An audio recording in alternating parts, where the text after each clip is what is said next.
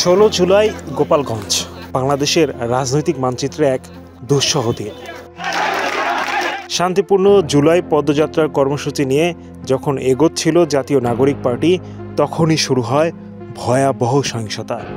নির্বিচারে হামলা, ককটেল বিস্ফোরণ, রক্তাক্ত নেতাকর্মী আর শেষ পর্যন্ত কারফিউ। প্রশ্ন একটাই, কে শুরু করলো এই সহিংসতা এবং কেন? মঙ্গলবারই ঘোষিত হয় মার্চ টু গোপালগঞ্জ, এক শান্তিপূর্ণ কর্মসূচি দেশের পুনর্গঠনের ডাক নিয়ে। তবে রাত থেকেই শহরে ছিল টানটান উত্তেজনা।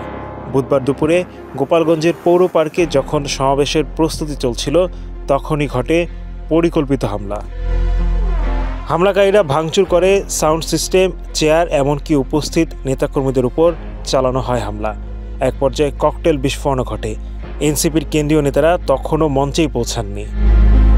এই পরিস্থিতিতে পিছিয়ে যায়নি এনসিপি, পাল্টা ধাওয়া দিয়ে নিয়ন্ত্রণ নেয় সভাস্থলের। হয় এক সংক্ষিপ্ত সমাবেশ, কিন্তু লড়াই থেমে থাকেনি।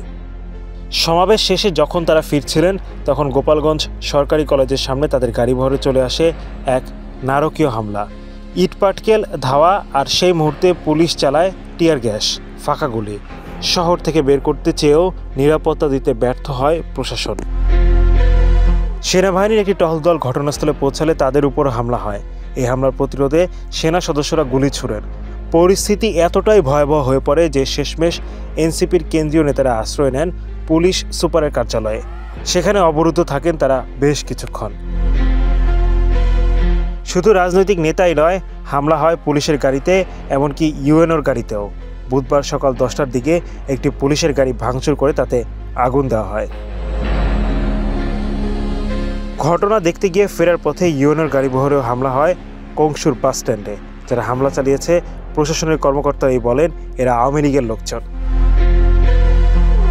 সমাবেশে এনসিপি আহ্বায়ক নাহিদ ইসলাম বলেন, গোপালগঞ্জে হবে না বৈষম্যের প্রতীক, বরং হবে গণতন্ত্রের সংগ্রামের এক অধ্যায়। তিনি হুঁশিয়ার করেন, এই হামলার জবাব দেওয়া হবে। গোপালগঞ্জ সন্ত্রাসীদের আশ্রয়স্থল হতে পারে না। এই ঘটনার প্রতিবাদে দেশজুড়ে বিক্ষোভের ডাক দিয়েছে এনসিপি। তারা বলছে, এই হামলা পরিকল্পিত এবং এর নেপথ্যে রয়েছে সরকারি দল। অন্তর্বর্তী সরকারের এক বিবৃতিতে জানানো হয়েছে, এই সহিংসতায় জড়িত কেউ রেহাই পাবে না। চিহ্নিত করে বিচারের আওতায় আনা হবে সবাইকে। নিষিদ্ধ ছাত্রলীগ ও আওয়ামী লীগ অ্যাক্টিভিস্টদের এই হামলা গণ অধিকারের সরাসরি লঙ্ঘন। বিএনপি মহাসচিব মির্জা ফখরুল ইসলাম আলমগীর বলেন, এটি একটি ফ্যাসিবাদী আক্রমণ। দেশের মানুষের নিরাপত্তা এখন প্রশ্নবিদ্ধ। তিনি হামলাকারীদের দ্রুত বিচার দাবি করেন। গোপালগঞ্জে আসলে যা ঘটেছে তা শুধু এক দলের উপর হামলা নয়, এটা গণতন্ত্রের উপর হামলা। এটি মানুষের সভা করার, কথা বলার, প্রতিবাদ করার অধিকারের উপর সরাসরি আঘাত।